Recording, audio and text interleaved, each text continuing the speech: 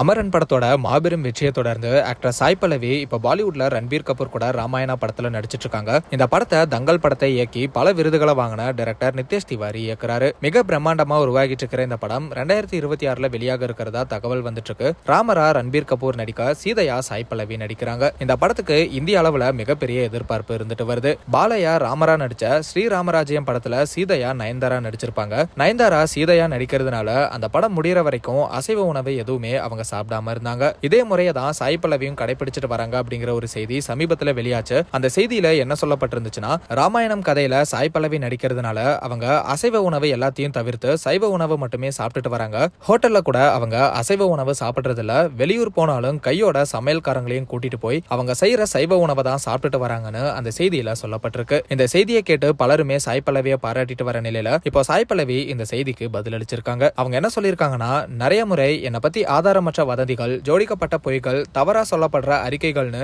ஏதோ நோக்கத்தோடவோ இல்லனா நோக்கம் இல்லாமையும் கூட இருக்கலாம். அது கடவுளுக்கு தான் தெரியும். ஆனா இப்படி இதெல்லாம் வெளியாகும் போதெல்லாம் நான் அமைதியா தான் இருந்திருக்கேன். ஆனா இப்போ இதுக்கு ரியாக்ட் பண்ண வேண்டிய சூழல்ல இருக்கேன். இந்த மாதிரி வர செய்திகள் எல்லாம் நிக்கிற மாதிரியே தெரியல.